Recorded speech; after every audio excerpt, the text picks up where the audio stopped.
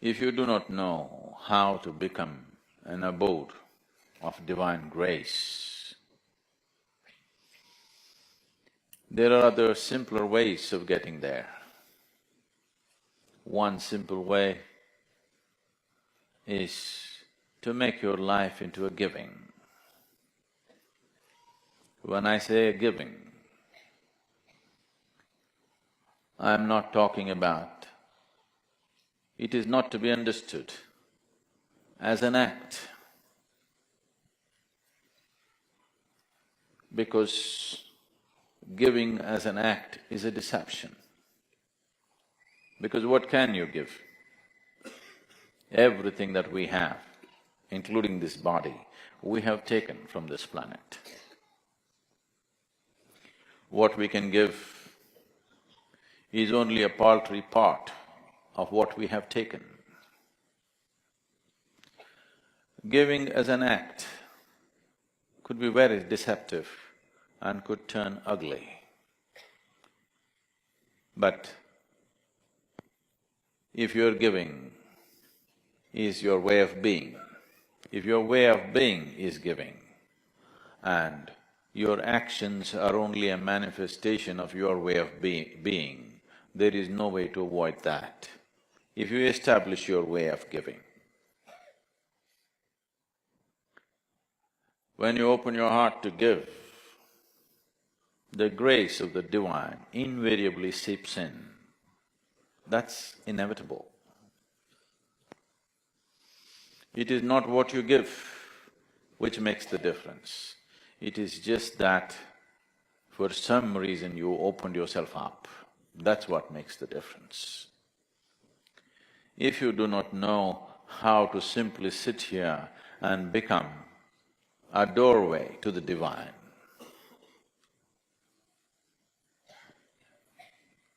giving is a simple way of making yourself porous enough so that the grace of the divine inevitably enters you.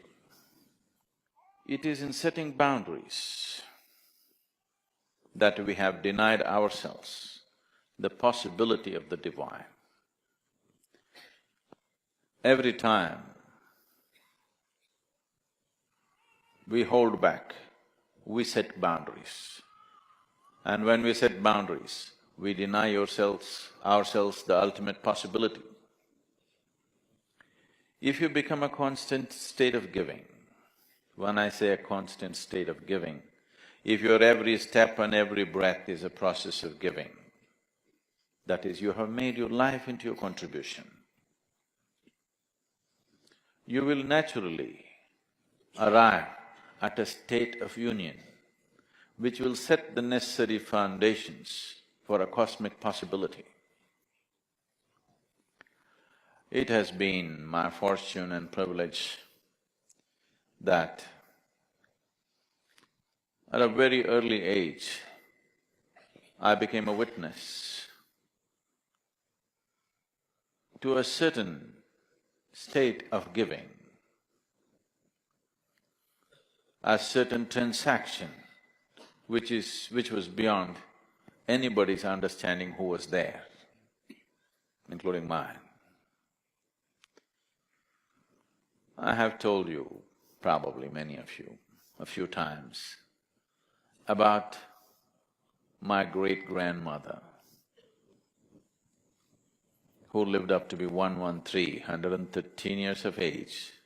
Because she would never die, people thought she's a devil of a woman. She buried her husband, she buried all her children, a few of her grandchildren, and I think even a couple of her great-grandchildren. But she wouldn't die, 113 years of age. I have seen her in various kinds of states,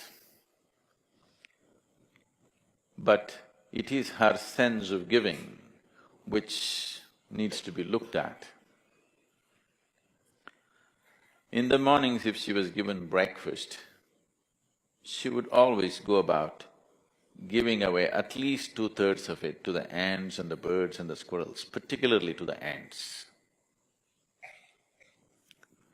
And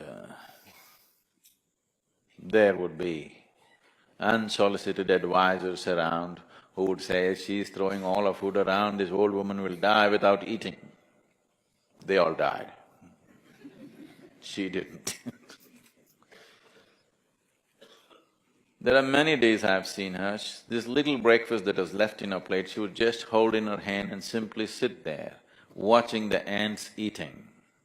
Tears would be streaking down her cheeks. And when somebody asked, won't you eat? She would say, I'm full. I'm already full. I thought she has some kind of an emotional love affair with ants. I was only 3, 4, 5 years of age.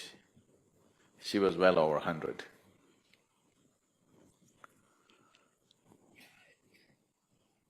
It is many, many years later, I realized there's another way to transact with the world. If the ants ate, she was being nourished. A logical mind would never understand this. This would look like rubbish to a thinking mind. But she was nourished like this. It is this nourishment which gave her an extraordinary longevity. Life happens in many ways. Your nourishment is not just through the food that you eat. Even now, only 25 to 30% of the nourishment comes from the food that you eat. The rest of it is the air that you breathe, the water that you drink and the sunlight. Without these things you will dissipate. So giving is… First I want you to understand, you have come with nothing, so you cannot give. We're just trying to deceive the Creator. We are giving. There's nothing to give. We just act it out. He also kind of plays along, so it's okay. We are playing a game. We are smart, so we're trying to deceive him. But he's intelligent, so he plays along. He's wise, so he plays along. There's nothing here to give. Everything is that we have picked up from here.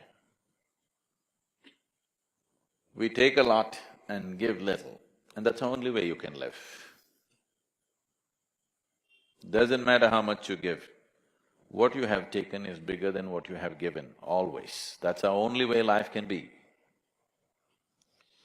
So don't make too much out of giving. It's just a trick. This possibility, it's a simpler possibility than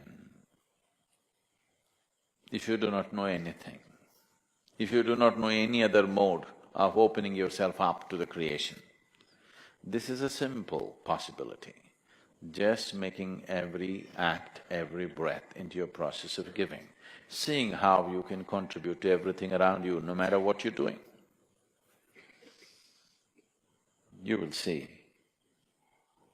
in 24 hours' time, you will be so rich. The experience of life, the beauty of life will set a glow on your face just like that, simply because that's how you are. Because that's the only way life functions. Life, the process of life is a giving. It's a transaction. In every giving, there is a taking. It is just that you ignore the taking. That's all. Not that there is no taking. There is taking. We are taking more than we are giving. But in your mind, you just ignore the taking. You just keep the giving. Because you don't have to take, it'll be pushed into you.